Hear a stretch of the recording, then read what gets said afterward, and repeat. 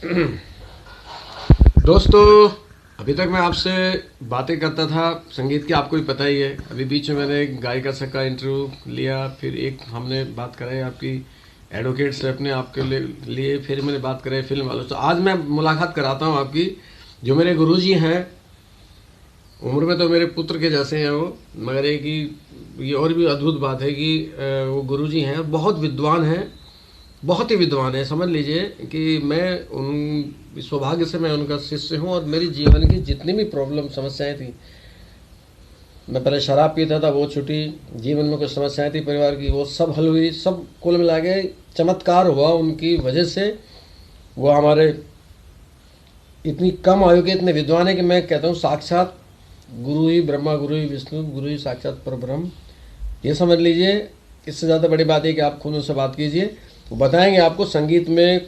आप संगीत के लोग हो, मैं भी संगीत से हूँ, संगीत के बारे में बात करेंगे। बाकी मेरा परम सौभाग्य है, आज बहुत दिनों बाद आश्रम में आया मैं। लीजिए गुरु जी से दर्शन कीजिए। गुरु जी प्रणाम, सबको जी आशीर्वाद दीजिए। हमारे सब गायक हैं इंटरनेशनल रूप से, जी स्टार मेकर चैनल। जी। लीजिए गुरु जी। इस चैनल के जो star channel maker. Star maker channel, जो माननीय डीपी सिंह जी के द्वारा, देव जी बोल दीजिए। देव सारस्वत जी के द्वारा निरंतर किया गया है, उसको मेरी बहुत बहुत शुभकामनाएं। और ये चैनल उत्तरोत्तर सबके जन्मन में सात्विकता, पवित्रता और अनंत ज्ञान की अभिवृद्धि करेगा, और सामाजिक स्तर पे सभी के मनोरंजन का साधन बनेगा। मैं आज कहना चाहूँगा, बात ये चैनल संगीत से संबंध रखता है। संगीत भगवान का वांगमय स्वरूप है। जब भगवान का वांगमय स्वरूप प्रकट हुआ, तो सबसे पूर्व में जब 4 प्रकार की जो उत्तमा, मध्यमा, परा, पश्चंती जो वाणी है, बैखरी है, तो वो जो वाणी है उसकी उत्पत्ति और शब्द की उत्पत्ति और संगीत के सुर की उत्पत्ति ही अनादि देवादिदेव महादेव के प्रकृति के विलास से उत्पन्न हुई। तो जब भगवान ने नृत्यावसाने, व्याकरण शास्त्र में आता है कि नृत्यावसाने नटराज राजो ननाद ढक्काम नवपंचवारा उद्धर्तु कामा सनकादि सिद्धि एतद विमर्शे शिवसूत्र जालम।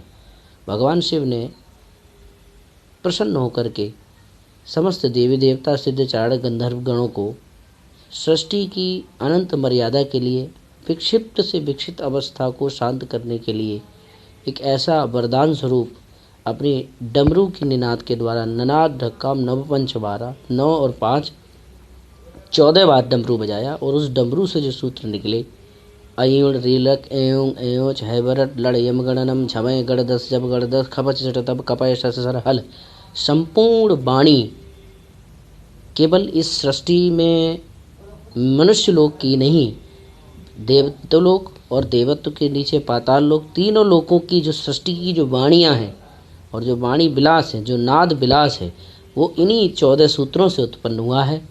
और इन 14 सूत्रों को जो अपने जीवन में धारण करते हुए भगवान शंकर की आराधना करते हैं, वो संगीत की उस पराकाष्ठा पे पहुँचते हैं कि वो अपने बाह्य संगीत से अपने अंदर के संगीत को सुनने लगते हैं, समझने लगते हैं।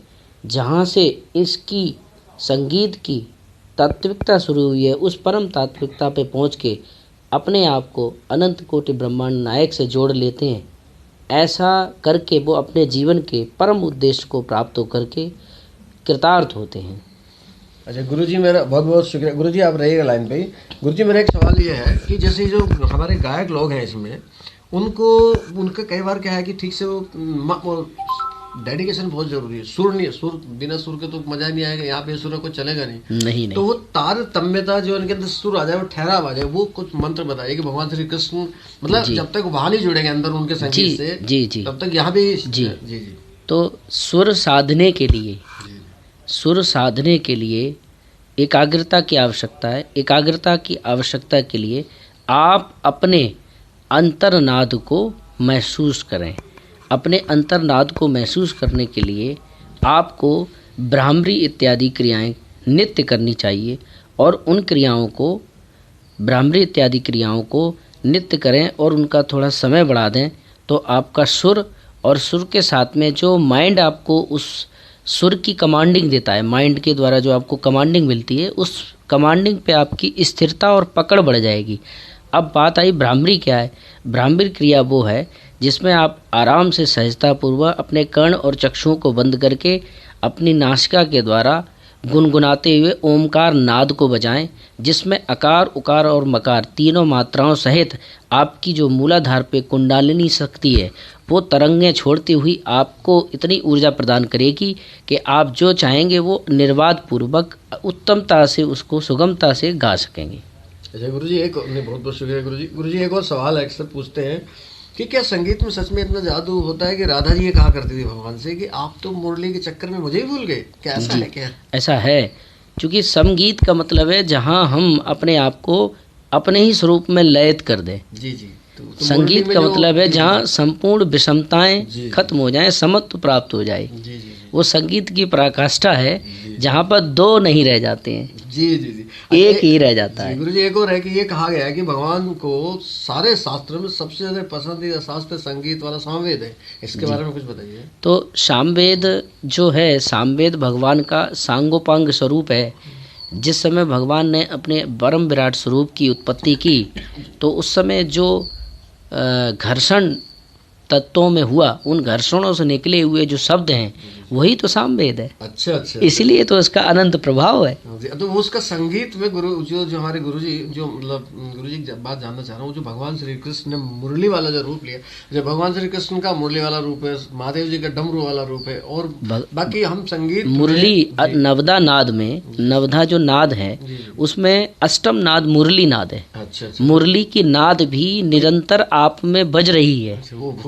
जो मुरली की नाद आप निकालते हैं और जो संपूर्ण मुरलियों की नादें जो निकलती हैं उसी परम नाद से ऑटोमेटिक कनेक्ट होकर के ही तो निकलती हैं वो, और वो परम नाद आप में बज रही है, इसीलिए आप बोल पा रहे हो, देख पा रहे हो, चल पा रहे हो, खा पा रहे हो। अच्छा, मुरली का गुरुजी वैसे शाब्दिक अर्थ क्या है? मुरली ऐसे करके मुरलीधर कहा गया। मुरली का मुख से आनंदमयी एक ऐसी ऊर्जा जो मन सहित आत्मा को तृप्त कर दे, विचारों को स्थिर कर दे और मन की विषमता को समता में बदल दे, तो वो मुरलीधर की मुरली लीला है। अच्छा गुरुजी एक और प्रश्न कि राधा जी को मुरली, क्या राधा जी का नाम एक मुरली तो मैं भगवान से जुड़ी हुई सब चीज़ों का नाम मुरली रख सकते हैं, क्योंकि मुरली उनको बहुत प्रिय, होठों से लगाते हैं वो, और हृदय की बात उसके अंदर आती है। जी जी। तो गुरुजी कोई विशेष गाना आपको या भजन दर्शकों के लिए जो आपके चाहने वाले बन गए हो, कुछ बताना चाहेंगे, इनसे कहना चाहेंगे कौन सा गाना है भजन गाएं, क्योंकि इसमें आपको करोड़ों लोग देख रहे हैं इस समय, थोड़ी देर बाद आपको रिजल्ट मिलेगा। कोई ऐसा गाना है भजन बता दीजिए जो आप चाहेंगे ये गाएं, मैं भी गाऊंगा उसको। देखिए, भजन बता दीजिए। भजन अगर हम गाएंगे तो अगर भगवान श्री कृष्ण के लिए तो हम कोई भी भजन अनंत जो हमें भाए वो गा सकते हैं, लेकिन अगर हम नित्य गाना चाहते हैं तो आदि जगद्गुरु शंकराचार्य और समस्त संतों ने उसका उपदेश किया है। भज गोविंदम गोविंदम भज मूढ़मते। निरंतर अपने आप को गोविंद का भजन करते हुए, गोविंद की लीला का रसपान करते हुए, कृष्ण का चित्र का अवलंबन अपने हृदय में करते हुए उसे भजें और गुनगुनाएं। हृदय अपने आप गाने लगेगा, मन अपने आप नाचने लगेगा, सारी विषमताएं समाप्त हो जाएंगी। बहुत सुंदर बात कही, बहुत सुंदर बात कही गुरुजी, प्रणाम जी। ये मेरे गुरुजी हैं दोस्तों। अगर आपने सौभाग्य नहीं पाया कि इनसे मिल पाना, तो इनकी वाणी का और साक्षात वीडियो मैंने दे दिया आपको, ये मेरा सौभाग्य है वहाँ तक पहुँचाने का। हरिद्वार में आइए, मेरे बारे में आप जानते हैं मैं आपका दोस्त हूँ, गुरुजी मेरे गुरुजी हैं। बहुत सुंदर बात उन्होंने कही है, ये सौभाग्य है आप लोगों का कि वहाँ से आप यहाँ से वहाँ प्राप्त कर लें। चैनल वालों को मैं बता दूँ, गुरुजी ने आज सामवेद के बारे में चर्चा की, क्योंकि आप संगीत के लोग हो। अगली चर्चा हम गुरुजी से और बहुत सारे विषयों पर करेंगे जो आपको संगीत में अच्छा लगेगा। फिलहाल अपना बताइए कैसा लगा आपको। ठीक है दोस्तों, गुरुजी प्रणाम।